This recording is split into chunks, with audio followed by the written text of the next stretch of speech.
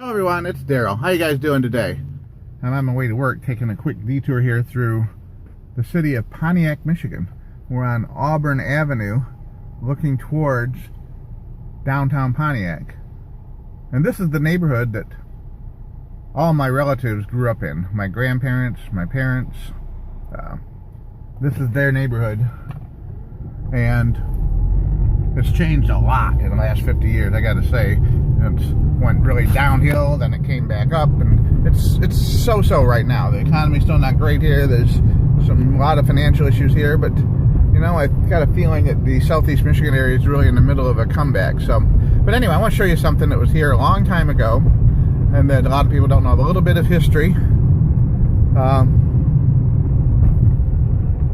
related to motoring and small engines. I know it's probably going to be more relevant. A lot of you older people are going to know it better than some of you younger folks. But back in the 1940s, the only new motor vehicle you could buy during World War II was the Whizzer motorbike. And we're going to show you, after World War II and in the early 50s, the Whizzer company packed up their stuff from LA and moved to Pontiac, Michigan, of all places. I really don't understand why they would move here to Pontiac, Michigan, but they did. And their initial office was listed as 306 South Sanford, which would put it somewhere, well, let's see what address. Here's the Southside Adventist Church. There's no street number on that. I thought there would be, but all right, we'll just keep looking here. Okay, we're in the 200 block right here. We gotta go another block down. But all these houses here were factory workers' homes from the Pontiac Motors Corporation and General Motors truck plant that employed thousands of people here. And Pontiac was a nice city back then. Lots of parks, lots of jobs, and good jobs for people. 302, 306 would be like right in here. And this doesn't look like anything that would have had a factory or any kind of thing like that. But the actual factory itself, from what my research shows, was this building right here.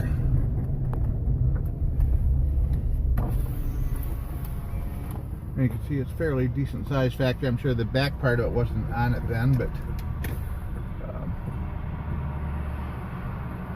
take it by. You can see from the brick front facing of it, it's quite an old building. And I imagine it wasn't built for the Whizzer company, because it looks like it would certainly predate 1950s, probably dates back to the 1920s. That was the interesting thing about Pontiac. You had these residential areas, but you also had these commercial buildings and factories like plugged in right in the middle of residential areas. And there was like a main railroad line actually went through this area here where we're at right now that was pulled out years ago. And I think it's probably, yeah, here's the railroad grade right here's the old railroad grade line going north and south. But anyway, that was the home of the Whizzer Bicycle Company. And we're going to show you what the Whizzer bicycles looked like here. Here's a picture of a Whizzer bike.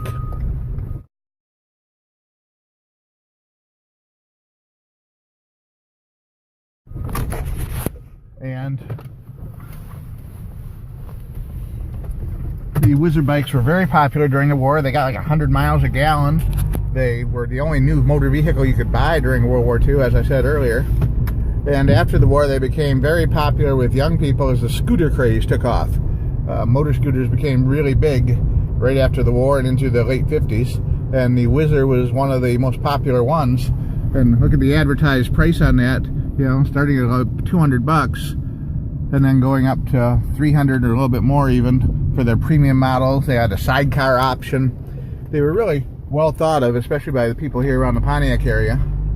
And the other nice thing is they sold a bicycle motor kit. If you couldn't afford the whole new bicycle with the motor, you could buy the Whizzer motorized bicycle kit and motorize your bicycle. And that was about $100. But you know, you look at the $300 one, and that's the equivalent of about 2,500 bucks in today's money. Yeah, not a cheap moped. Not cheap at all. I mean, you look at like a 14, 15-year-old kid would have a hard time coming up with 2,500 bucks these days. And I imagine not very many 14, 15-year-old kids bought brand new Whizzers back then. But maybe they could have bought the $100 motor to add onto their bike. Or possibly gotten a used motor from someone who was selling one. But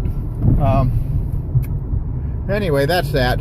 There's the Whizzer bikes. I thought maybe, especially some of you people of my age and older, would appreciate seeing the antique moped called the Whizzer and learning a little bit about its history. Matter of fact, someone started making Whizzers again, about 15, 20 years ago, back when gas prices were really high. And right now the company's still officially in business, but production's been put on hold, from what I understand. So, they're not selling any brand new Whizzers, but a lot of the dealers still have old stock bikes still left on hand you can actually buy. Pretty cool device. But anyway, since today's Friday, we're going to try something new. Next Friday, we'll be having a new feature on our channel here. It's going to be called Facebook Fan Friday, or just Fan Friday, I guess sounds more better. And we're going to have you guys, it's going to be your opportunity to interact with the channel. I'm not going to do a live stream right away. What I'm going to do, I might do that eventually, but what we're going to do is we're going to take your questions. And I've updated my channel information to include my mailing address and my email address, which is just my name, darylturcott@gmail.com. And if you have any questions about abandoned places in southeast Michigan, any cool historical places in southeast or the Thumb area of Michigan, car repair questions, anything like that, feel free to send me an email, a letter mail. Let me know what your questions are, and we will, or there's someplace you want me to go, let me know, and I will pick a few of those things, and we'll address those next Friday. I think that'll be fun. Get you guys to interact a little bit and get your specific questions answered, go where you want to go, see what you want to see, and talk about anything you want to talk about. So, we're going to give that a try. I've seen other popular YouTubers do things like that, and they seem to really enjoy it, and the fans seem to like it, so we're going to give it a try too. Also connect with me on Facebook. We can take questions there too. Daryl Turcott on Facebook. And I'm in the wrong lane. Alright. I got to loop around and turn. I hope I'm not late for work. Alright, well, you guys, thanks for watching. Have a great day. And I appreciate all of your comments, questions, and interaction with my channel.